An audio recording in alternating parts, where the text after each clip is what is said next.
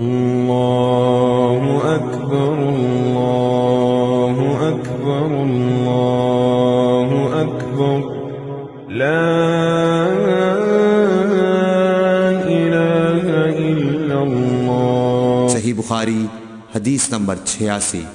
ہم سے موسیٰ بن اسماعیل نے بیان کیا، ان سے وہیب نے، ان سے حشام نے فاطمہ کے واسطے سے نقل کیا، وہ اسما سے روایت کرتی ہیں کہ میں عائشہ رضی اللہ تعالی عنہا کے پاس آئی، وہ نماز پڑھ رہی تھیں۔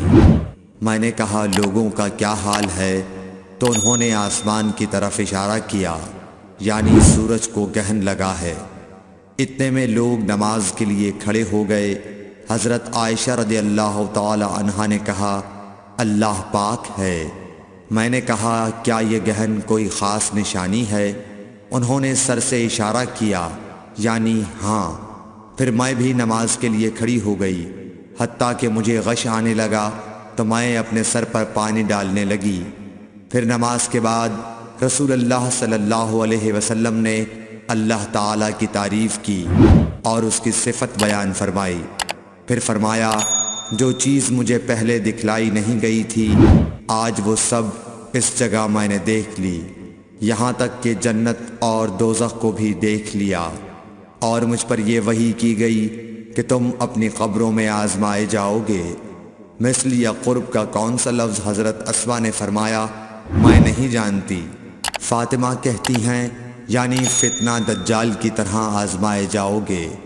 کہا جائے گا قبر کے اندر کہ تم اس آدمی کے بارے میں کیا جانتے ہو؟ تو جو صاحب ایمان یا صاحب یقین ہوگا۔ کون سا لفظ فرمایا؟ حضرت اسما نے مجھے یاد نہیں۔ وہ کہے گا وہ محمد اللہ کے رسول صلی اللہ علیہ وسلم ہیں، جو ہمارے پاس اللہ کی ہدایت اور دلیلیں لے کر آئے تو ہم نے ان کو قبول کر لیا اور ان کی پیروی کی۔ وہ محمد صلی اللہ علیہ وسلم ہیں۔ 3 بار اسی طرح کہے گا، پھر اس سے کہہ دیا جائے گا کہ آرام سے سو جا، بے شک ہم نے جان لیا کہ تو محمد صلی اللہ علیہ وسلم پر یقین رکھتا تھا۔ اور بہرحال منافق یا شکی آدمی، میں نہیں جانتی کہ ان میں سے کون سا لفظ حضرت اسما نے استعمال کیا۔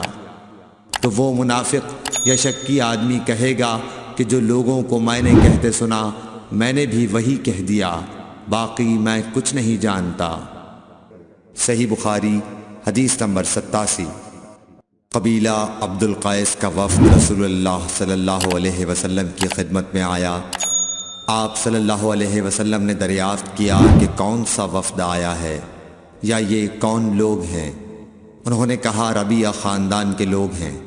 آپ صلی اللہ علیہ وسلم نے فرمایا کہ مبارک ہو قوم کو آنا یا مبارک ہو اس وفد کو جو کبھی نہ رسوا ہو نہ شرمندہ ہو۔ اس کے بعد انہوں نے عرض کیا کہ ہم ایک دور دراز کونے سے آپ کے پاس آئے ہیں، اور ہمارے اور آپ کے درمیان کفار مضر کا قبیلہ پڑتا ہے۔ اس کے خوف کی وجہ سے ہم حرمت والے مہینوں کے علاوہ اور ایام میں نہیں آ سکتے، اس لیے ہمیں کوئی ایسی قطعی بات بتلا دیجئے کہ جس کی ہم اپنے پیچھے رہ جانے والے لوگوں کو خبر دے دیں اور اس کی وجہ سے ہم جنت میں داخل ہو سکیں۔ تو آپ صلی اللہ علیہ وسلم نے انہیں 4 باتوں کا حکم دیا اور 4 سے روک دیا۔ اول انہیں حکم دیا کہ ایک اللہ پر ایمان لائیں۔ پھر فرمایا کہ کیا تم جانتے ہو کہ ایک اللہ پر ایمان لانے کا کیا مطلب ہے؟ انہوں نے عرض کیا اللہ اور اس کا رسول زیادہ جانتے ہیں۔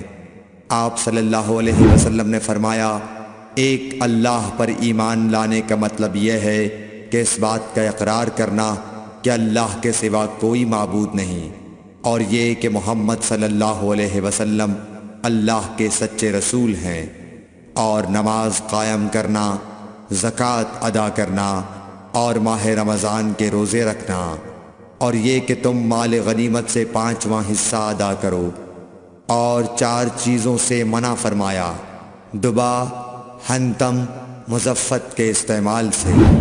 اور چوتھی چیز کے بارے میں شعبہ کہتے ہیں کہ ابو حمزہ بسا اوقات نقیر کہتے تھے اور بسا اوقات مقیر۔ اس کے بعد رسول اللہ صلی اللہ علیہ وسلم نے فرمایا کہ ان باتوں کو یاد رکھو اور اپنے پیچھے رہ جانے والوں کو بھی ان کی خبر کر دو۔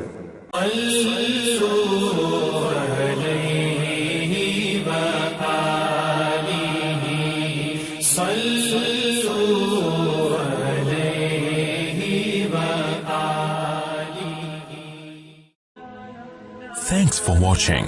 Don't forget to like, comment, share and subscribe to